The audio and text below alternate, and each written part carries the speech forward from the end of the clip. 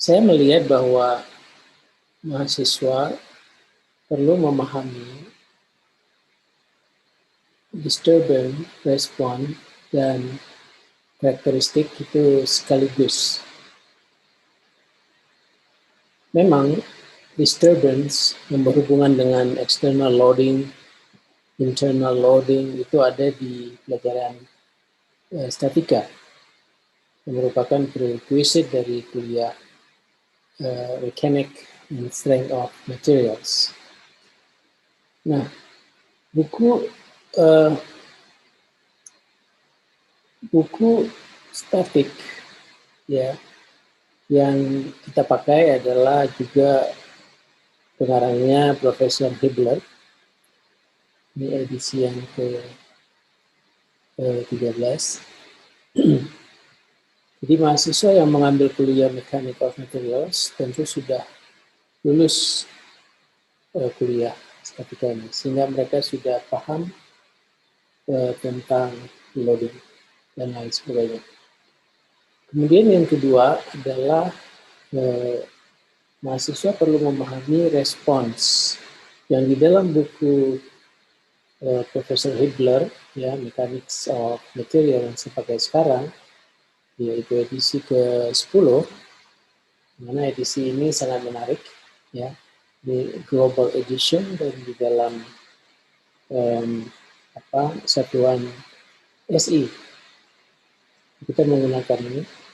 Nah, jadi persoalan respon ini di-cover di dalam buku Mechanics of Material. Yang kami maksudkan dengan respon adalah seperti stress, strain, deflection, and so forth. Kemudian karakteristik itu adalah sifat, ya, behavior daripada materials yang dikarakterisasikan dengan menggunakan berbagai alat ukur, ya, katakan misalnya universal testing machine, ya, sehingga kita bisa dapatkan karakteristik dari material, terutama material teknik or engineering materials. Nah, ketiga hal ini harus dipahami sekaligus oleh mahasiswa sehingga ketika dia mengambil nanti mata kuliah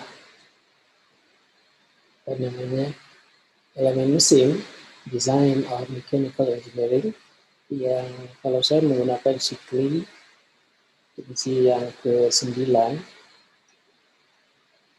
ini benar-benar sudah bisa mengaplikasikan statika, mekanika kekuatan bahan, juga tentu yang bersumber dari ilmu lain, ya, misalnya buku material itu sendiri, professional ethic, ya, dan lain-lain untuk fisika, matematika, ya, ini sudah bisa dipakai di sini, dan ilmu pendukung khususnya untuk numerik, ya, termasuk software, finite element, boundary element method, dan lain-lain sebagainya. Kita ambil satu contoh misalnya di sini, apa yang dimaksud dengan disturbance, misalnya gaya. Gaya itu ada yang statik, ya, ada yang statik, tidak dipengaruhi oleh waktu, katakan seperti uji tarik statik itu 5 mm per menit, jadi lambat sekali, posisi statik. Atau katakanlah 10 mm per menit, juga masih lambat dibandingkan dengan uji dinamik yang saya maksud misalnya impact, impulse, bola yang dijatuhkan, bola yang ditembakkan, bola golf yang dipukul misalnya, bola kaki yang ditendang, ya, seperti itu. Banyak yang di sport mechanic, samping tentu di aplikasinya di mesin-mesin. Nah, tentu bebannya bukan beban statik, tetapi beban impact. Nah, jadi kalau beban impact, kita tahu dia adalah fungsi dari waktu. Jadi kalau ini F, ini T, jadi ini ada impulse di sini. Nah, beda dengan statik yang konstan. Jadi kalau misalnya statik kita berikan 100 kilonewton, tapi kalau dengan impact dia bisa melalui dari 0 sampai maksimum kembali lagi ke sini. Bisa juga berulang ya. Kalau berulang tentu dia akan ya itulah cyclic loading. Satu contoh di sini misalnya ada sebuah bola warna hijau ini, lalu kita berikan gaya, katakan kita memberikan gaya statik. Maka apa yang terjadi? Yang terjadi adalah bola itu akan berubah bentuk seperti ini. Perubahan bentuk ini tentu di sini ada defleksi sebesar delta, dan di sini akan terjadi strain, tentu juga strain di sini juga akan terjadi regangan sana ke sana, di sini akan terjadi ke sini. Jadi ada strain dan ada stress. Jadi di sini akan tertarik, ini akan tertarik. Ini adalah respon dari sebuah benda, ya, sebuah solid, sebuah katakanlah struktur yang dikenai disturbance, dalam hal ini adalah gaya. Nah, apa yang dimiliki oleh katakan ini bola, apa karakteristik yang dimiliki oleh bola ini, tentu ada di kolom karakteristik. Apakah modulus of elasticity, ultimate tensile strength-nya misalnya, yield tensile strength, endurance limits misalnya begitu ya, dan sifat lainnya, nah, karakteristik itu. Nah itulah dia, jadi dengan modal ini barulah seorang mahasiswa engineering, khususnya di sini ini adalah kuliah di teknik mesin atau mechanical engineering, ini bisa membuat rancangan atau desain yang merupakan tugas utama dari kualifikasi seorang sarjana teknik mesin, di samping penelitian tentunya. Baik, kita sekarang akan menjelaskan secara terperinci mulai dari statik sampai kepada aplikasinya pada mechanical materials.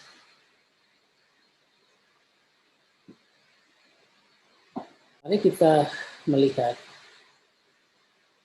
disturbance dan respon ya di dalam struktur ini, dalam soal ini. Tetapi karena ini masih tinjauannya adalah statika, kita hanya melihat disturbance. Katakanlah sebuah beam seperti yang pada gambar ini ditumpu pada kedua ujungnya di A dan di B. Nah, ketika ini ditumpu, itu artinya ini adalah jenis tumpuan yang kita harus pahami.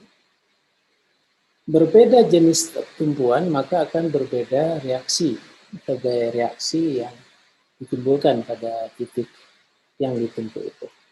Itu satu.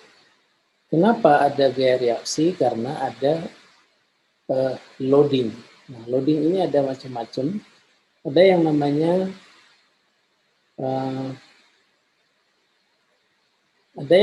ini concentrated load. Jadi kita memberikan gaya terpusat 700 Newton pada batang, di mana ini adalah contact area gaya itu pada batang. Kemudian ada juga yang namanya distributed load. Jadi ada beban terbagi rata. Kadang-kadang terbagi rata seperti ini, atau dia bentuk segitiga, atau dalam bentuk lain. Nah, jadi dalam hal ini 200 Newton per meter. Artinya setiap meter itu besarnya beban 200 Newton. Jadi kalau panjang ini 2 meter, itu artinya akan ada resultant force FR sama dengan 400 Newton. Jadi kita bisa representasikan sebuah gaya resultan di sini dengan mengalihkan panjang kali lebar karena dia terbagi rata. Jadi panjangnya di sini 2, tingginya adalah 200. Ya, panjang kali tinggi, panjang kali lebar. Jadi ini adalah sebuah luasan yang kita harus perhatikan. Nanti kita lihat, jadi kalau luasannya segitiga, maka tentu berapa panjang alasnya, berapa tingginya. Jadi luas ini adalah setengah alas kali tinggi. Jadi sama dengan caranya ini dibagi 2 ya.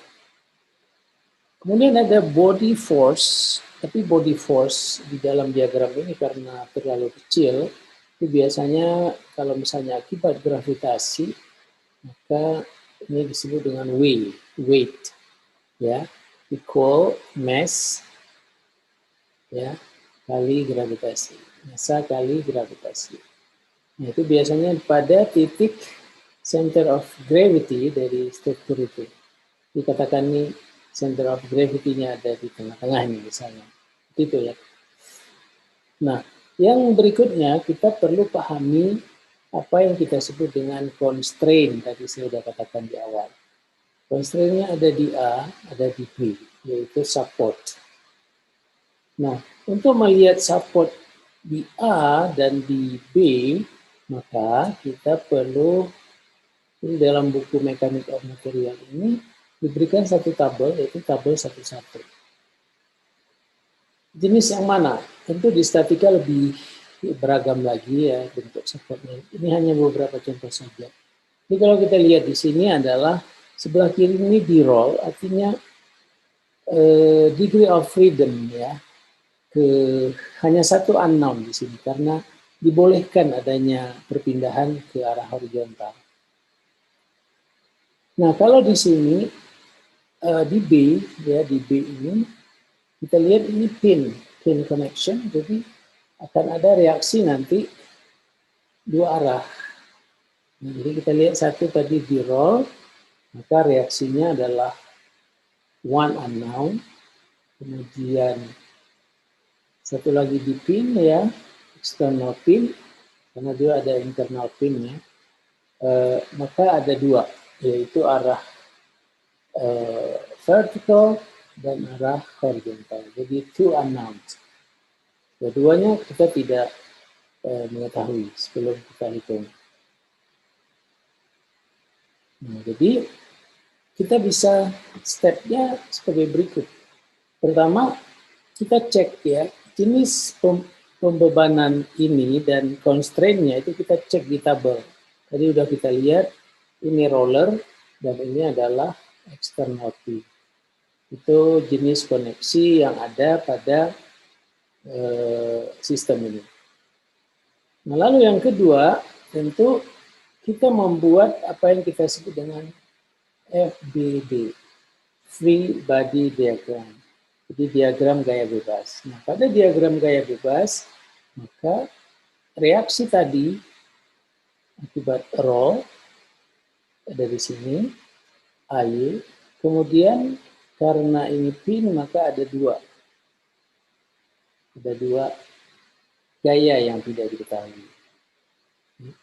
Dengan catatan misalnya kalau nanti kita belajar sigma kesetimbangan ya.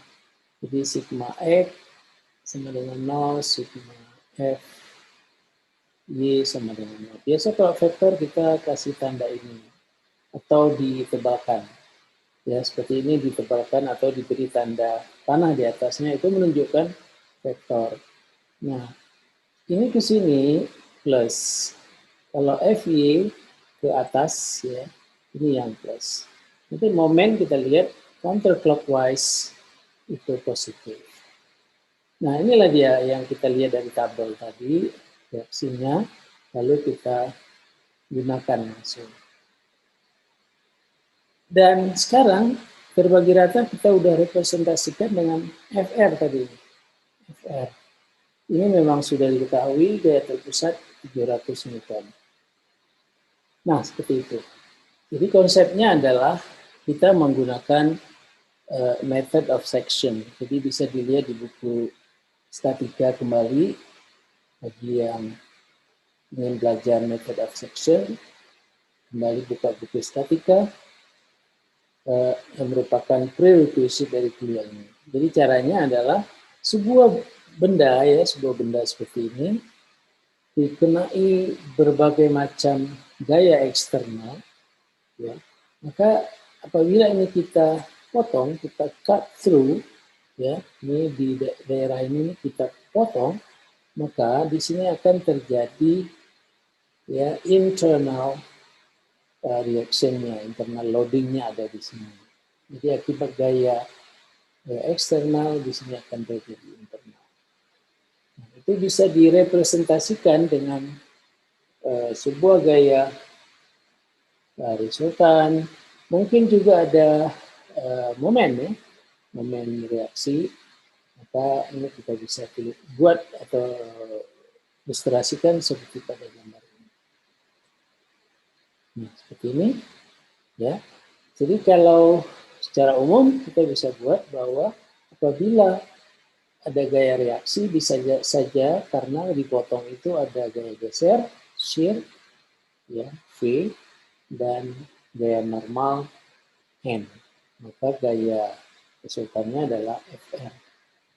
Nah, kemungkinan juga di dalam sebuah sistem akibat gaya yang kita berikan itu bisa menimbulkan bending, bisa menimbulkan geser, ya. Ya. Misalnya akibat torsi tentu akan terjadi geser.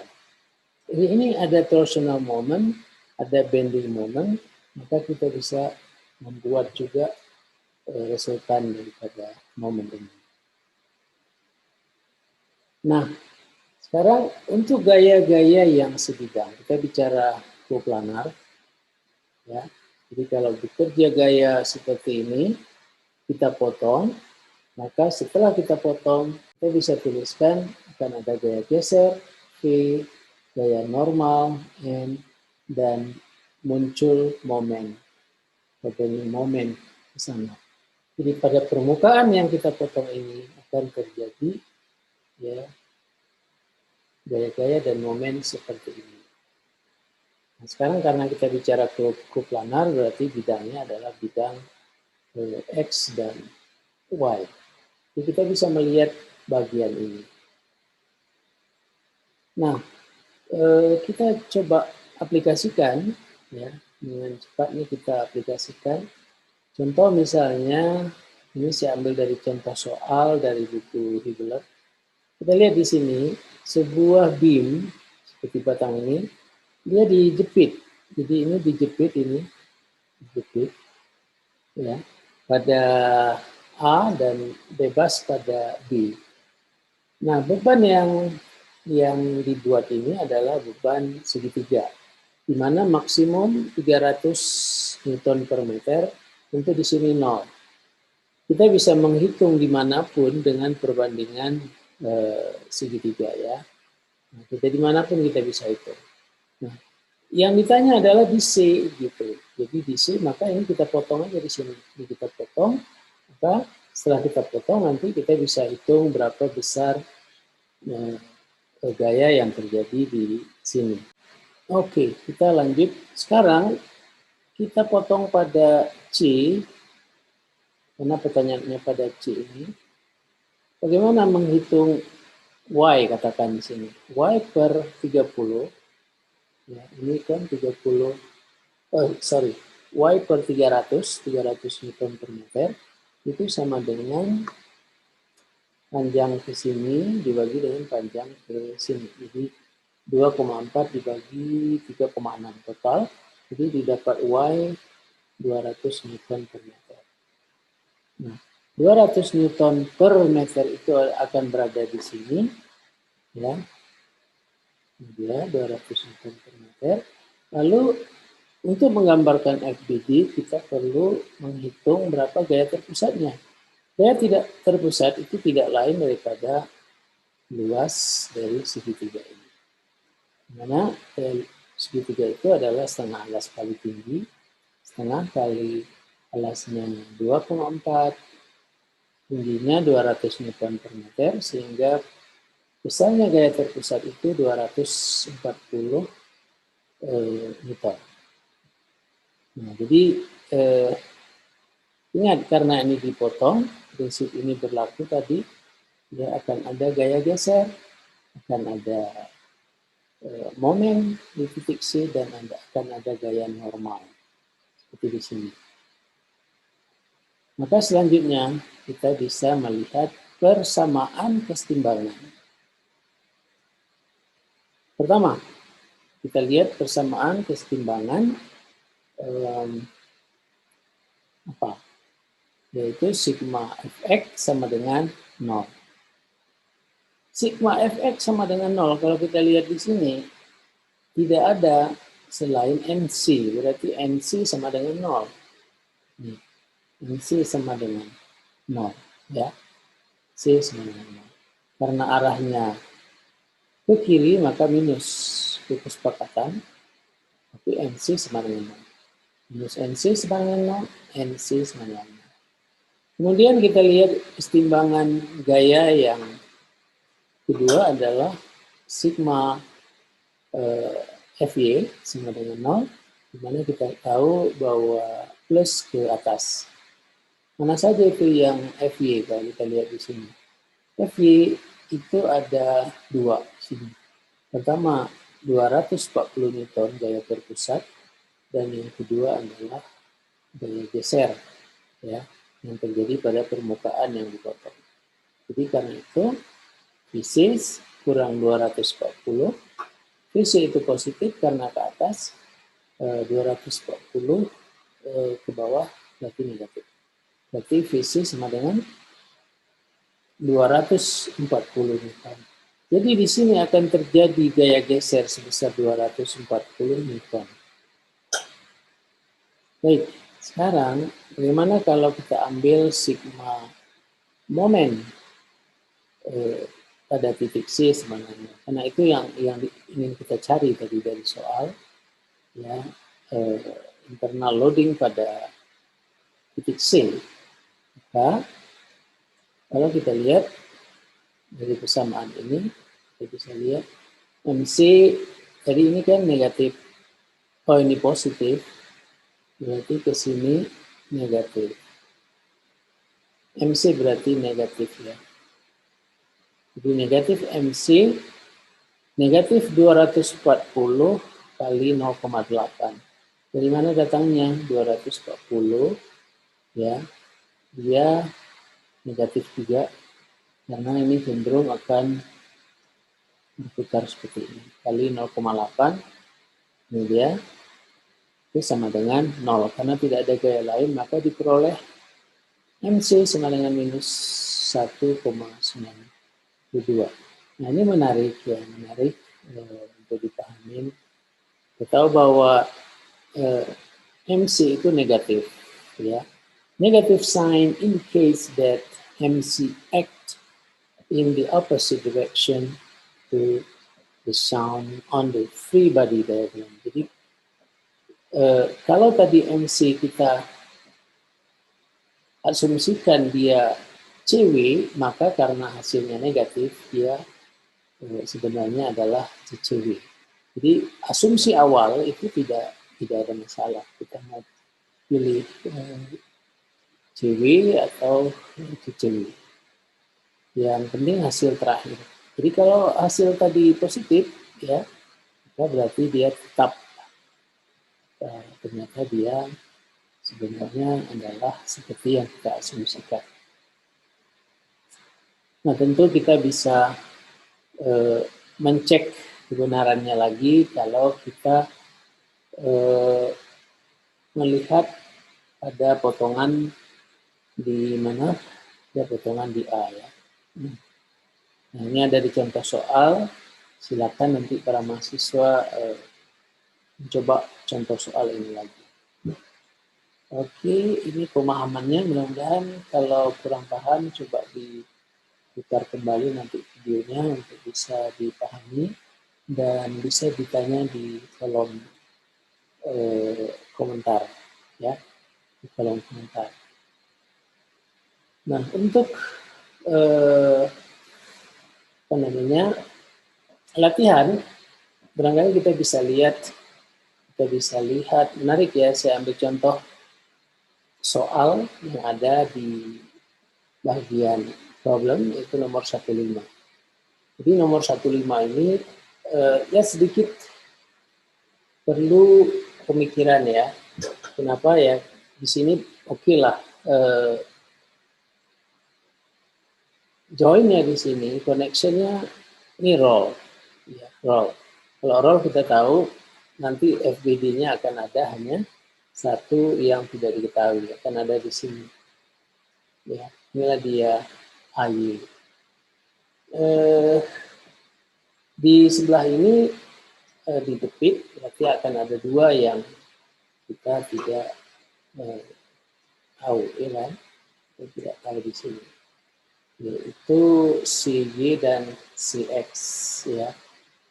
Kemudian di sini ini ada internal pin, ya. Jadi internal pin, maka ini akan terjadi reaksi dua unknown force. Jadi ada dua gaya yang tidak kita ketahui di sini. Jadi kalau nanti kita pertimbangkan di titik ini, akan ada dua gaya yang tidak diketahui. External loading atau gaya terpusat itu 15 kilonewton, itu diberikan pada sebelah kiri sedikit dari titik E, ya, di titik E ini, dan dari A sampai ke B, ya, ini diberikan gaya segitiga, ya, di mana maksimumnya 25 kN per meter. Jadi kita diminta untuk mencari resultan internal loading. Pada mana? Ya, yaitu pada penantang. Cross section through point D di sini, di sini, dan point E di sini. Ingat ya, E ini kalau di sini gaya, E-nya di sini. Jadi just about, ya. Jadi tidak berimpit, ya, tetapi dia sedikit ke kanan, ya. Ya, just to the right of 15 kilonewton load. Ini silakan dibuat caranya seperti tadi, mulai daripada cari berapa gaya terpusat pada segitiga ini, beban segitiga ini, kemudian tinjau. Pertama kali tinjau tentu tinjau bagian yang mana yang mau kita tinjau. Apakah kita meninjau dari kanan atau kita meninjau dari kiri. Tapi yang jelas yang kita paling mudah lihat sekarang ini, kalau dari A ini hanya satu unknown di sini. Ini kita bisa tahu berapa gaya terpusat. Kita bisa hitung, ya. Ini kita bisa tahu berapa gaya terpusat yang bekerja di sini. Kita bisa tahu itu. Jadi setelah dipotong nanti tentu seperti biasa akan ada gaya geser, akan ada dua gaya lain, yaitu normal dan geser. Satu lagi adalah momen. Lalu menggunakan kesetimbangan Fx sama dengan 0, sigma Fy sama dengan 0, dan sigma momen sama dengan 0, nanti akan bisa didapatkan berapa besar gaya yang bekerja pada D ini. Ya. Berapa besar momen yang bekerja pada D. Dan seterusnya kita juga dengan cara yang sama kita bisa menghitung pada E. Ini sebuah soal yang barangkali para mahasiswa bisa mencobanya sendiri. Kalau nggak bisa nanti kita akan lihat jawabannya, kita kerjakan bersama-sama di kelas lagi. Baik, terima kasih. Mudah-mudahan kuliah pertama ini bermanfaat untuk para mahasiswa sekalian. Silakan masalah mechanics of material ini, ya kuncinya adalah bagaimana kita memahami external loading. Yang kedua, memahami connection dan reactions, dan itu ada di tabel, karena itu akan memudahkan kita di tabel. Kemudian kita juga harus pahami bagaimana membuat kesetimbangan gaya. Apabila itu sudah bisa kita pahami, kita bisa selesaikan, maka kita akan sampai pada persamaan. Dan persamaan-persamaan itu akan bisa menjawab soal yang diberikan kepada kita. Ya, sekali lagi tertinggal untuk menjawab masalah seperti ini, kembali ke ilmu statika dengan menggunakan method of section. Ini harus di-review kembali. Nah, kita sampai di sini belum belajar tentang respons, belum perlu tahu tentang karakteristik. Tapi setelah ini, terutama di bab 3, chapter 3, itu akan spesifik, ya, fokus pada respon. Dan nanti pada chapter berikutnya, bagaimana menggunakan respon dan karakteristik material itu, ya, menggunakan teori kegagalan, failure theory, untuk kira-kira misalnya nanti akan kita gunakan dalam kuliah desain elemen mesin. Itu mendapatkan ukuran geometri dari satu buah struktur. Baik, demikian saja, dan bermanfaat. Jangan lupa share materi ini kepada teman-temannya. Mudah-mudahan semua dalam keadaan sehat walafiat. Ya, silakan subscribe, like, dan komen. Demikian, Assalamualaikum warahmatullahi wabarakatuh.